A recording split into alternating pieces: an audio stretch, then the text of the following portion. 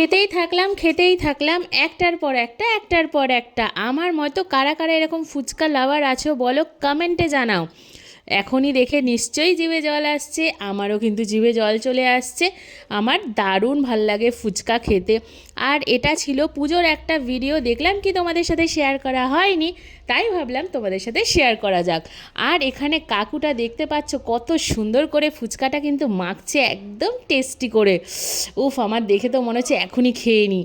সত্যি কথা বলতে কি, যে পুজো হোক আর এমনি হোক, যেখানেই আমি ঘুরতে যাই, ফুচকাটা কিন্তু ট্রাই করা মাস্ট। আর টক জলটা দেখছো, উফ, জাস্ট টেম্পটিং লাগছে, মানে জাস্ট ওয়াও, কলকাতা ফুচকা মানে বেস্ট।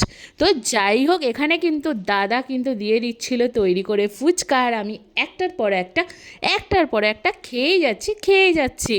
তো যাই হোক, আমি নিজেকে ভাবছিলাম অ্যাস্থেটিকভাবে দেখাবো, কিন্তু সেটা কিন্তু পসিবল একদমই নয়। সল্ট লেকে যেখানে বুর্জ খলিফার প্যান্ডেলটা হয়েছিল দুর্গাপুজোর, সেইখানেই কিন্তু এই দাদাটা সব সময় বসে। তো তোমরা যদি ওই দিকে যাও, নিশ্চয়ই এখান থেকে ট্রাই অবশ্যই করতে পারো। তো যাই হোক, ওখান থেকে তো ফুচকাটা দারুণভাবে খেলাম, আর ইচ্ছা আছে নেক্সট টাইম গেলে আবার ওখান থেকে ফুচকা খাবো। তো চলো, আজকের জন্য এতটুকু, দেখা হবে আবার নেক্সট ভিডিওতে। তো ভিডিওটা কেমন লাগলো অবশ্যই কমেন্টে জানিও, ভালো লাগলে মেক শিওর একটা লাইক করে দিও, আর আমার চ্যানেলটাকে সাবস্ক্রাইব করতে প্লিজ ভুলো না। সাবস্ক্রাইব করে ভালোবেসে পাশে থেকো। Bye, love you guys.